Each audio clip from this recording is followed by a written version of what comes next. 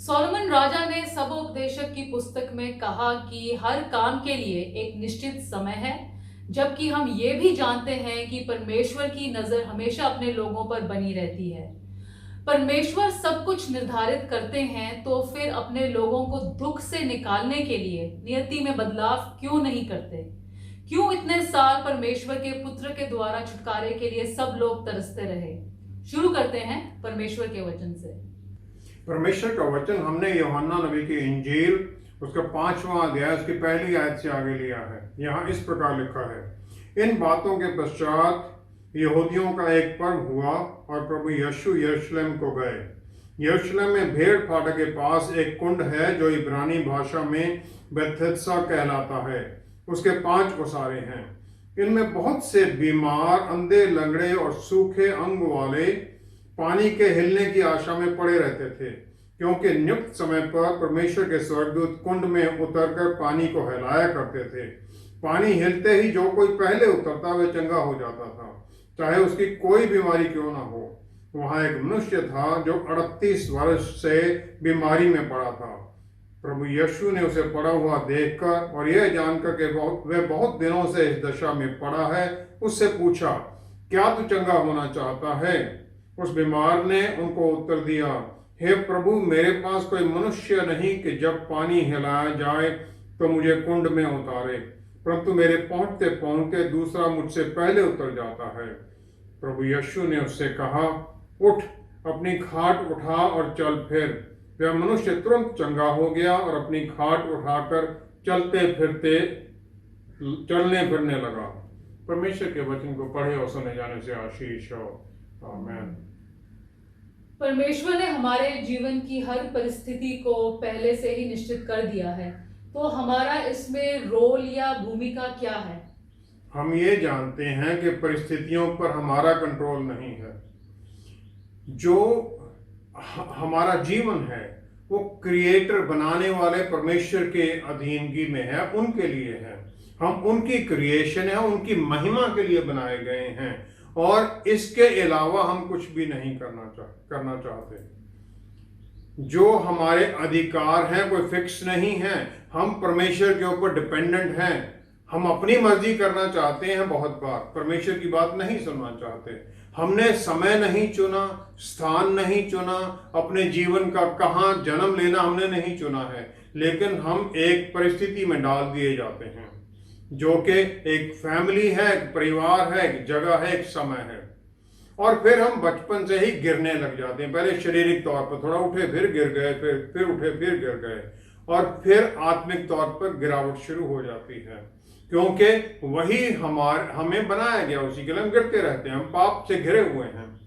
हम सुरक्षा, सेफ्टी या स्टेबिलिटी इस दुनिया में नहीं पा सकते हैं, बल्कि हम विल्डरनेस में, जंगल में, बियाबान में ही हम ये सुरक्षा पा सकते हैं, क्योंकि वहां पर हम परमेश्वर के ऊपर ही पूरी तरह से निर्धारित हो जाते हैं। प्रेरितों की पुस्तक 9वां अध्याय 3 से 7वीं आयत तक पौलुस रसूल ने चीफ प्रीस्ट और बाकी उनसे अथॉरिटी से चिट्ठियां ली दमिश्क जाने के लिए, और उन्हें नहीं पता था कि उनके साथ आगे क्या होना है। गलातियों की पुस्तक 1 अध्याय 16-17वीं आयत में हम देखते हैं कि प्रभु यीशु से उनका मिलने के बाद में वो किसी और से मिलने नहीं जाते हैं। वो कहते, मैं किसी शरीर, हाड़ मांस से मिलने के लिए नहीं गया कि मुझे क्या बताया गया है, लेकिन वो अरेबिया के अंदर, अरब को एक जो रेगिस्तान, उसमें चले जाते हैं, ताकि वो फिर जाने वचन के अनुसार क्या है। 1 कुरिन्थियों 2 अध्याय 10-11वीं आयत में फिर वो बताते हैं कि मैंने जो कुछ भी सीखा, जो परमेश्वर की बातें हैं, वो मैंने आत्मा के द्वारा सीखी, क्योंकि वही जानते हैं परमेश्वर की बातें। मत्ती 16 में 13 से 18वीं आयत तक प्रभु यीशु अपने चेलों से पूछते हैं कि दूसरे लोग मेरे बारे में क्या कहते हैं। कुछ कहते हैं कि आप यूहन्ना बपतिस्मा देने वाले हैं, कुछ कहते हैं एलिया नबी हैं, कोई कहते हैं यिर्मयाह है, और कोई कहते हैं कोई नबी है।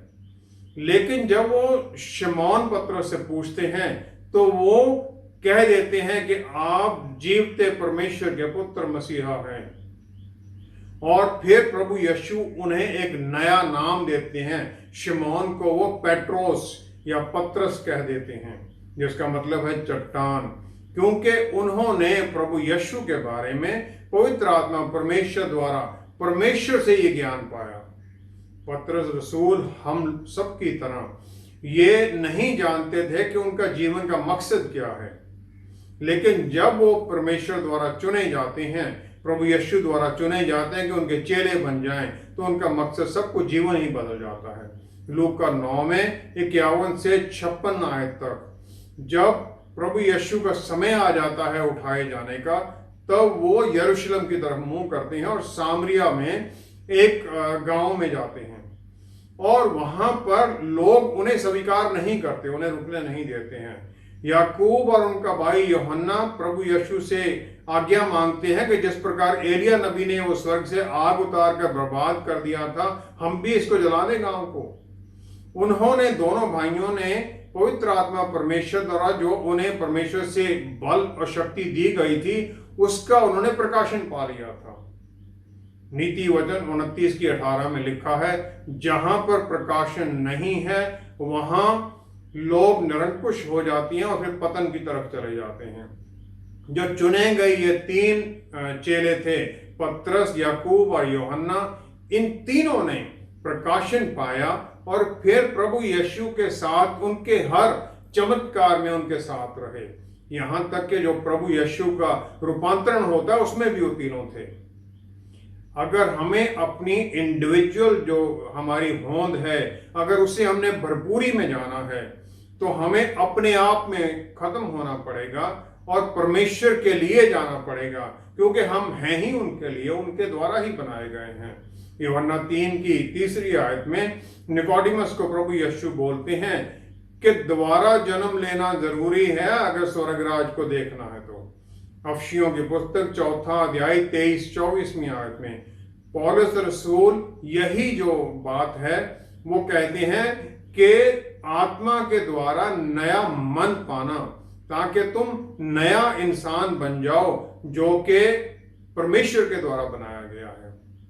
पहला कुरिन्थियों 2 अध्याय 13-14 आयत में पौलुस रसूल कहते हैं, जो आत्मा की, परमेश्वर की आत्मा की बातें हैं वो पवित्र आत्मा परमेश्वर द्वारा ही जांची जा सकती हैं, उनके द्वारा ही सिखाई जा सकती हैं। अफसियों की पुस्तक 1 अध्याय 3 आयत में वो कहते हैं कि एक विश्वासी प्रभु यीशु के द्वारा हर तरह की आत्मिक आशीषें स्वर्गीय स्थानों में पा चुका है।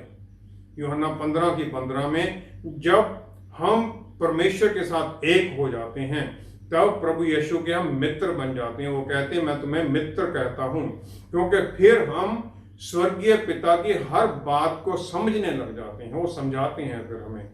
हमारा जो जीवन का मकसद है वो परमेश्वर के साथ एक होना है और उनके साथ फेलोशिप में जुड़े रहना है, जो हम वचन के द्वारा करते हैं। और फिर हम जो पवित्र आत्मा परमेश्वर हमारे भीतर हैं उनकी गाइडेंस प्राप्त करें, जो कि फिर हमें सही रास्ते पर लेके जाते हैं, सही समय पर लेके जाते हैं, ताकि फिर हम परमेश्वर की इच्छा को पूरा करें। यही हमारे लिए सबसे जरूरी है। सही समय भी हमारा वही है जहां हम परमेश्वर की आराधना, उसकी इच्छा के अनुसार चलते हैं। सही स्थान भी वही है जहां हम उनकी इच्छा को पूर्ति के लिए चलते हैं। लेकिन जब ये सब इतना आसान लगता है तो फिर हम सब ये कर क्यों नहीं पाते? 2 कुरिन्थियों 4 अध्याय 4 आयत पौलुस रसूल कहते हैं, इस धरती के, इस दुनिया के देवता ने, गॉड ऑफ दिस वर्ल्ड, जो कि शैतान है, उसने, जो कि परमेश्वर की खिलाफत में हमेशा है, उसने यहाँ के लोगों के मनों को अंधा कर दिया। वो दूसरी तरफ लेके जाता है, लोगों को परमेश्वर से दूरी में लेके जाता है। यशायाह नबी की पुस्तक 14वां अध्याय 13-14 आयत में लूसीफर, शैतान के बारे में कहा गया है कि उसने अपने आप को परमेश्वर के बराबरी में उठाने की कोशिश की, जबकि उसे बनाया गया था एक खरूफ के लिए। और फिर वो अदन बाग में भी उसने आदम और हवा की जीवन को पलट दिया अपने झूठ के साथ। जो सही बातें थी उनको उसने पलट दिया, झूठ बना दिया। मत्ती 4 की 1 से 11 आयत में वही उसने करने की कोशिश की प्रभु यीशु जो कि परमेश्वर के पुत्र हैं उनके साथ। उनको वो टेम्प्ट करता है क्योंकि वो परमेश्वर की हर प्लान की खिलाफत में है। उसने प्रभु यीशु के बारे में ये तो माना कि आप परमेश्वर के पुत्र हैं, लेकिन वो चाहता था कि प्रभु उसे प्रूव करके बताएं कि हाँ मैं परमेश्वर का पुत्र हूं। और यही हम गलती करने लग जाते हैं कि हम शैतान के साथ डायलॉग में लग जाते हैं और फिर प्रूव करना चाहते हैं अपना विश्वास, परमेश्वर के बच्चे होने का हमारा हक, वो सब हम उसे प्रूव करना चाहते हैं। और वहीं पर फिर वो हमें अपने ट्रैप में डाल लेता, फंसा लेता है।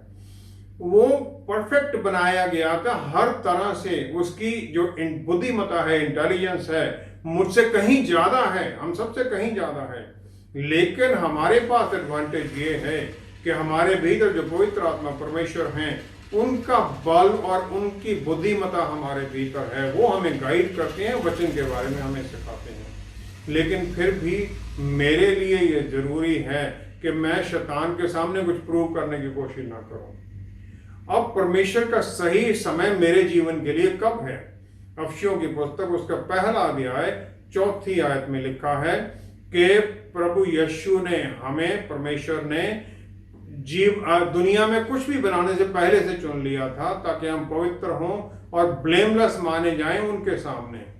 तो मेरा जो सही समय था वो मेरे पैदा होने से पहले से ही निश्चित हो गया था। पैदा होना मेरा सही समय शुरू हो गया था, लेकिन मैंने इतने साल उन्हें इग्नोर करता रहा। मुझे बाइबल दी कि मैंने पढ़ी नहीं, और फिर मैं वो सब उनको इनकार करके जो वो देना चाहते थे उससे मैं बाहर हटता रहा और मैं अपने एफर्ट्स में लगा रहा, और वो पाया जो कि उनके जो देना चाहते थे उससे कहीं कम है। हम सही तरीके से परमेश्वर की जो पहचान है उसे क्यों नहीं समझ पाते, और फिर हम परमेश्वर के निर्धारित समय के अनुसार जो आशीषें उन्हें क्यों नहीं पा सकते? क्योंकि हमें शैतान अंधा कर देता है अपने झूठ के द्वारा, और फिर हमें भटक जाते हैं हम, और फिर अपने ही एफर्ट्स के द्वारा वो सब करने की कोशिश करते रहते हैं। हम ज्योतिषी लोगों के पास जाते हैं, एस्ट्रोलॉजर्स के पास। कितने लोग हैं जो विश्वासी भी हैं जो ये पत्थर पहन के, रिंग्स में पत्थर लगा के, स्टोन लगा के घूमते हैं। जब परमेश्वर कुछ नहीं कर सकते तो ये स्टोन ने भी कुछ नहीं करना है। हमारा विश्वास शैतान डगमगा देता है, और फिर हम जो प्रकाशन हमें परमेश्वर के वायदों का मिला है हम उससे भटक जाते हैं। उत्पत्ति 12 की 2-3 आयत में परमेश्वर का वायदा जो अब्राहम के साथ है वो बिल्कुल क्लियर है कि मैं तुम्हें एक बहुत बड़ी कौम बनाऊंगा और मैं तुम्हारा नाम बहुत ऊंचा करूंगा और तुम दूसरों के लिए कि आशीष का कारण बनोगे। मैं उन्हें आशीष दूंगा जो तुम्हें आशीष देंगे, और जो तुम्हें श्राप देंगे मैं उन्हें श्रापित करूंगा, और तुम्हारे द्वारा इस धरती के अनगिनत सब परिवारों को आशीष मिलेगी। विश्वास के द्वारा प्रभु यीशु के द्वारा चुने जाने से हम ये सब आशीषों के हकदार हो जाते हैं जो अब्राहम को दी थी। लेकिन फिर हम अब्राहम की तरह घबराकर इजिप्ट की तरफ निकल जाते हैं, झूठ में निकल जाते हैं, झूठ बोलने लग जाते हैं, और फिर हम उस परिस्थिति से लेकर आते हैं हागर जो अब्राहम लेके आया, और अपने एफर्ट्स के द्वारा वो करने की कोशिश करते हैं जो परमेश्वर ने करना था, और वो करेंगे।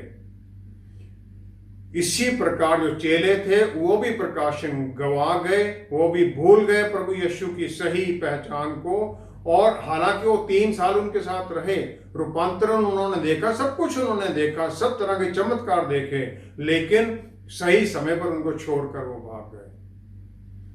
हम सही समय के लिए जो परमेश्वर की प्लान है उसे पूरा करने में विश्वास में भटक जाते हैं, हम वेट नहीं करना चाहते हैं, और फिर हम अपने एफर्ट्स के द्वारा उसे पूरा करना चाहते हैं। सबोपदेशक उसका 8वां अध्याय उसकी 5वीं आयत में लिखा गया है,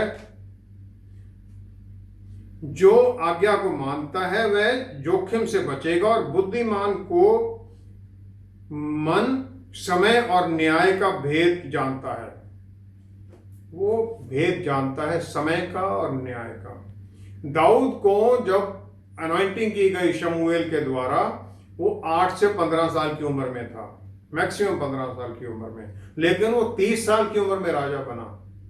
वो वेट करता रहा 15 साल से 20 साल तक, ताकि वो, और उस स्ट्रगल का पीरियड था, अपनी जान बचाने के लिए भागता रहा। प्रभु यीशु ने भी अपना सही समय मिनिस्ट्री शुरू करने के लिए वेट किया। 30 साल की उम्र में उन्होंने मिनिस्ट्री शुरू की। लेकिन हम परमेश्वर के निर्धारित समय के लिए वेट नहीं करते हैं और उनकी प्लान को हम प्रीएम्प्ट करना चाहते हैं कि नहीं हम ही कर लेंगे, और फिर हम फेल हो जाते हैं, क्योंकि हम परमेश्वर के सही समय और उनके मंतव्य को पहचानना ही नहीं चाहते। हम पहचानते ही नहीं हैं। कई बार हम अपने जीवन में सही मंतव्य के साथ शुरू काम करना चाहते हैं, लेकिन समय गलत होता है। पहला इतिहास 17वां अध्याय पहली 12 आयत में दाऊद राजा है, उसने अपना घर बना लिया, तो वो परमेश्वर का घर बनाना चाहता है, मंदिर बनाना चाहता है। और नादन जो नबी है वो कहता हाँ ठीक तुम करो। हालांकि इच्छा सही थी, लेकिन ये परमेश्वर का समय नहीं था, और परमेश्वर उसके मंदिर बनाने के लिए परमेश्वर का जो निर्धारित समय था वो नहीं था, और दाऊद को रोक दिया जाता है। दूसरा शमूएल 24वीं आयत, दाऊद को जो जोआब जो उसका आर्मी कमांडर है वो रोकता है कि अभी सेंसस मत करो, गिनती मत करो इजरायली लोगों की। लेकिन दाऊद जानना चाहता है मैं कितना महान हूं, कितने लोग हैं मेरे पास, और वो गिनती करवा देता है। 15वीं आयत में फिर परमेश्वर की तरफ से एक महामारी आती है जिसमें 70,000 इजरायली लोग मारे जाते हैं। सही रॉन्ग मोटिव था और रॉन्ग ही समय था ये काम करने का। और फिर हम क्यों नहीं कर पाते, एक और कारण है, वो है कि हम फॉलो थ्रू ही नहीं करते। हमें बताया गया कुछ और हम वो पूरी तरह करते नहीं हैं। यहोशू 3 की 7वीं आयत में परमेश्वर ने यहोशू को वायदा किया कि जब इजरायली यरदन नदी को पार करेंगे तो वो कहते हैं आज का दिन मैं तेरा नाम इन सब के सामने ऊंचा कर दूंगा। और फिर वो परमेश्वर की आज्ञाओं के अनुसार काम करता है और सब इजरायली लोग बाढ़ वाली यरदन नदी को पार कर देते हैं, क्योंकि पानी रोक दिया जाता है, परमेश्वर आशीष देते हैं। यहोशू 8 की 18 और 26वीं आयत में यहोशू को परमेश्वर बताते हैं कि जो तुम्हारे हाथ में ये स्पीयर है, जो भाला है, जो बर्छा है, इसे आई की तरफ उठा और मैं ये शहर तुम्हारे हाथों में दे दूंगा। यहोशू ये करता है। और फिर 26वीं आयत में लिखा गया है कि उसने अपना हाथ जिससे उसने वो भाला उधर किया था वो पीछे नहीं हटाता है जब तक कि आई के सब लोगों को पूरी तरह से नष्ट नहीं कर दिया जाता है। हम ये फॉलो थ्रू नहीं कर पाते हैं। दूसरा राजा 13वां अध्याय 14 से 19वीं आयत में एलीशा नबी बीमार थे और मरने की स्थिति में थे, उन्हें पता मैंने मर जाना है। तो राजा जोआश उनके पास जाता है, इजराइल का राजा, और वो उसे कहते हैं कि ईस्ट पूर्व की तरफ को सीरिया के एम्पायर के ऊपर जीत के लिए तीर चला दे। राजा सिर्फ 3 तीर चलाकर रुक जाता है और वो पूरी तरह से जो आशीषें हैं वो नहीं पा पाता। और एलीशा नबी उसे कह भी देते हैं तुमने कम से कम 5 मारने देती है। हम नहीं करते, फॉलो थ्रू हम नहीं करते हैं, हम छोड़ देते हैं। हम फिर दूसरी आवाजों को सुनने लग जाते हैं परमेश्वर की आवाज को सुनने के बजाय, और फिर हम एक्सक्यूज बनाने लग जाते हैं। हम परमेश्वर से पूछते नहीं हैं कि उनकी इच्छा क्या है। मार्कुस 10वां अध्याय 46 से 52, 46 to 52 है। बार्थमई है जो कि अंधा भिखारी है, यरीहो के रास्ते पर बैठा है और वो देखता है चारों तरफ हल्ला हो रहा है और लोगों से पूछता है कौन है, तो कोई बता देता है उसे कि प्रभु यीशु जा रहे हैं। वो चिल्लाता है दाऊद के पुत्र मुझ पर दया कर। लोग उसे कहते हैं तुम चुप कर जाओ, शांति करो, लेकिन उनके रोकने से वो और ज्यादा हल्ला करता है। फाइनली प्रभु यीशु उसे बुला लेते हैं और 50-51 आयत में वो जब बुलाया जाता है तो अपना जो उसका पुराना वस्त्र है उसे फेंक देता है, पुराना जीवन छोड़ देता है। उसे पता जब बुला लिया है तो मेरा नया जीवन शुरू होगा, मुझे इसकी जरूरत नहीं है। तो प्रभु यीशु उससे पूछते हैं तुम क्या चाहते हो कि मैं तुम्हारे लिए करूं, क्या चाहते हो तुम? परमेश्वर पूछते हैं उससे, तुम क्या चाहते हो मैं तुम्हारे लिए क्या करूं। उसकी प्रार्थना बिल्कुल क्लियर है, उसने सोचा हुआ मैंने क्या कहना है। वो कहता है, रब्बोनी मुझे मेरी नजर दे दो, मैं देख सकूं। और वो नजर पा लेता है और प्रभु यीशु के पीछे हो लेता है। यूहन्ना 5 की 1 से 15वीं आयत तक बेथसाइदा पूल है यरूशलेम में, जहां पर के बहुत बीमार लोग पड़े और पूल के अंदर, तालाब के अंदर एक स्वर्गदूत उतरता था जो पानी हिला देता था। जो पहले जाता था वो चंगाई पा लेता था। वहां एक इंसान पड़ा है जो 38 साल से बीमार है, कमजोरी में है। और फिर प्रभु यीशु आशीष के लिए उसके पास पहुंच जाते हैं। वो उसे कहती है, तू चंगा होना चाहता है? अब उत्तर सिंपल है, हाँ प्रभु मैं चंगा होना चाहता हूं। लेकिन उसका उत्तर क्या है, जैसे हम लोग सब कहते हैं। वो कहते हैं, सर प्रभु मेरे साथ कोई नहीं है जो मुझे पानी में उतार सके। लेकिन दयालु है प्रभु यीशु, वो अपनी दया में उसकी इस बात को भी अपने सामने अधीनगी समझकर उसे चंगा कर देते हैं। हमारा एक और कारण है ये समय पर ना आशीष पाने का, कि हम एक दूसरे के साथ सहभागिता में, फेलोशिप में और परमेश्वर के साथ फेलोशिप में नहीं रह पाते हैं। 1 यूहन्ना 1 अध्याय 3 आयत में यूहन्ना नबी का प्रभु यीशु के बारे में मैसेज है। वो ये कहते हैं, ये मैसेज इसलिए दिया जा रहा है कि तुम्हारी सहभागिता हमारे साथ हो, क्योंकि हमारी सहभागिता पिता परमेश्वर और उनके पुत्र यीशु मसीह के साथ है। परमेश्वर के साथ सहभागिता के लिए हमें एक दूसरे के साथ सहभागिता में भी होना ही पड़ेगा।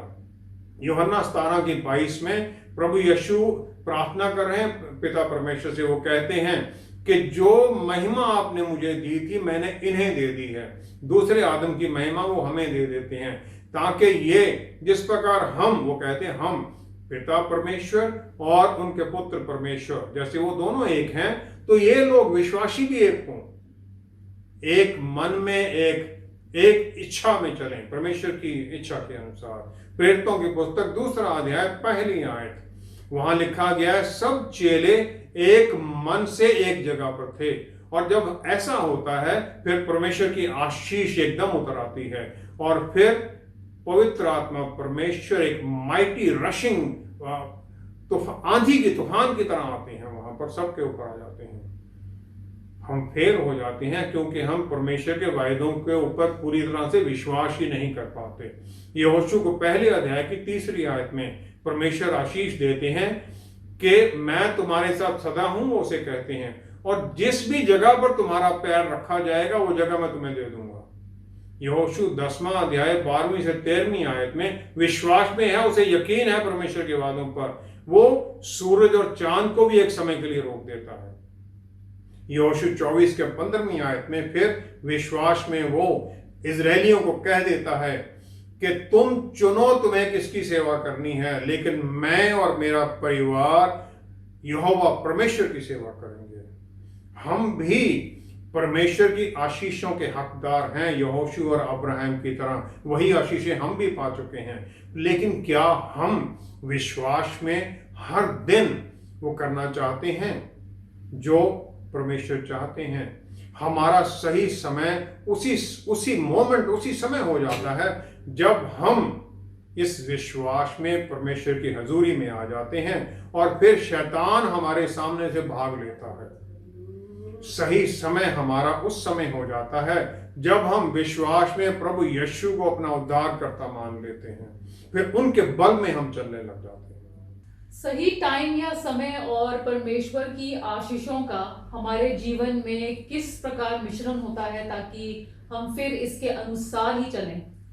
W.E. ग्लैडस्टोन, जो कि इंग्लैंड के प्राइम मिनिस्टर थे 1868 के, उसके बाद में उनके पास एक जवान आदमी जाता है जो कि लॉ पढ़ना चाहता है, उनकी मदद चाहता है। तो वो उससे पूछते हैं, लॉ पढ़ के तू क्या करेगा? वो कहता है मैं बैरिस्टर बनूंगा, उसके बाद फिर मैं पार्लियामेंट में आ जाऊंगा, उसके बाद वो कहता है मैं बहुत काम करूंगा, उसके बाद कहता फिर मैं रिटायर हो जाऊंगा, आनंद लूंगा, तो उसके बाद बोला मर जाऊंगा। प्राइम मिनिस्टर उससे पूछते फिर उसके बाद क्या होगा? बोलो वो तो मैंने सोचा नहीं, क्योंकि उसके पास कोई उत्तर नहीं था। वो उसे कहते हैं जाओ अपने जीवन के बारे में, सदा के लिए अनंत काल तक के जीवन के बारे में सोच के फिर आना। क्या हमने ये सोचा है कि हम क्या चाहते हैं और हमारा उत्तर क्या होगा अगर परमेश्वर का पुत्र हमारे सामने आकर ये कह दें कि बोलो तुम क्या चाहते हो, मैं तुम्हारे लिए क्या करूं। उत्पत्ति 21वें अध्याय में 14 से 19वीं आयत में सारा अब्राहम को जबरदस्ती फोर्स कर देती कि हेगार और उसके पुत्र इश्माइल को निकाल दे वहां से। और जब वो चले जाते हैं, रास्ते में पानी खत्म हो जाता है, हगार अपने पुत्र की तकलीफ को सह नहीं सकती, उसे एक झाड़ी के नीचे बिठाकर थोड़ा दूर जाकर बैठ जाती ताकि उसको उसके दर्द को देख नहीं सकती हो। तब उस दर्द में वो कराहती है और चिल्ला उठती है और स्वर्गदूत आता है और परमेश्वर उसकी आंखों को खोल देते हैं। उसके सामने एक कुआं दिखाई देता है, उससे वो पानी ले लेती है। आमतौर पर हम हेगार सोल्यूशन ही अडॉप्ट करना चाहते हैं कि जो प्रॉब्लम उससे भाग लो, लेकिन परमेश्वर दयालु हैं और हमारी जरूरतों की जो हर चीज हमारे पास रखते हैं। दूसरा कि जो जरूरत है सप्लाई हमेशा तैयार रहती है और रखी हुई है हमारे लिए।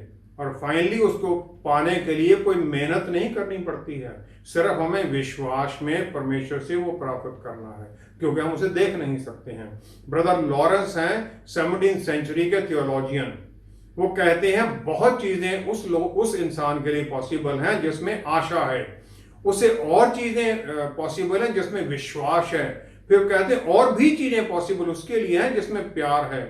फिर वो कहते हैं जिस इंसान में ये तीनों चीजें हैं उसके लिए अद्भुत आशीषें पॉसिबल हैं।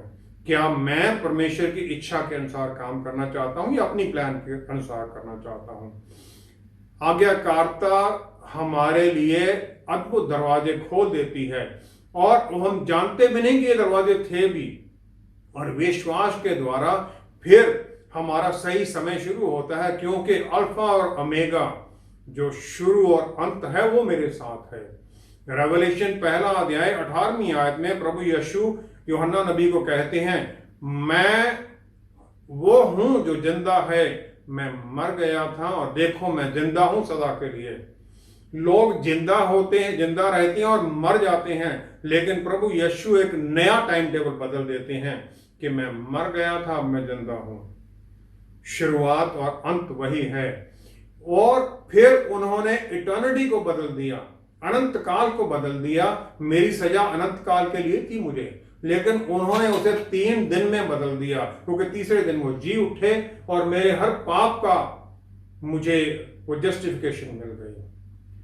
प्रभु यीशु में जब मैं चलता हूं तो हर समय मेरे लिए सही है, क्योंकि उनकी आशीषें, अद्भुत आशीषें, अबंडेंट लाइफ मेरे लिए निर्धारित कर दी गई है, मुझे दे दी गई है। मुझे सिर्फ उस विश्वास में बने रहना है। आइए हम प्रार्थना करें। पिता परमेश्वर, हम धन्यवाद करते हैं हर आशीष के लिए। हम प्यारे प्रभु कोशिश करने लग जाते हैं अपने एफर्ट्स के द्वारा, क्योंकि हम ये भटक जाते हैं, शैतान की गलत बातों में आ जाते हैं। पवित्र आत्मा परमेश्वर द्वारा हमें बुद्धि और ज्ञान दीजिए, अपनी शांति में बनाए रखिए, ताकि हम बने रहें विश्वास में और प्रार्थना में, ताकि फिर हम सब पाएं वो जो आपने हमारे लिए निर्धारित कर रखा है। वो कुआं हमारे सामने है, हमारी आत्मिक आंखें खोलिए कि हम उसे देख सकें और फिर उससे आशीषें पा सकें जिस प्रकार हेगार ने पाई। हम हकदार हैं अब्राहम की उन आशीषों के, यहोशू की आशीषों के, क्योंकि प्रभु आपका वायदा है मैं सदा तुम्हारे साथ हूं। और हम वही प्यारे प्रभु आपके नाम में मांगते हैं और क्लेम करते हैं और पा लेते हैं पिता परमेश्वर से। आमेन, आमेन, आमेन। परमेश्वर ने मुझे जब कुछ भी नहीं था तभी चुन लिया था और उनके समय के अनुसार मुझे इस जगत में भेज दिया। उनके समय में कुछ भी गलत नहीं हो सकता और हम पवित्र आत्मा परमेश्वर की गाइडेंस में परमेश्वर का बच्चा होने के हक में सब जरूरत की चीजें प्राप्त करते रहेंगे।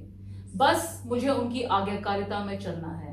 हमारे साथ दोबारा जुड़ने के लिए आपका बहुत बहुत धन्यवाद। अगले हफ्ते आपसे फिर मुलाकात होगी। Stay blessed, stay safe, shalom.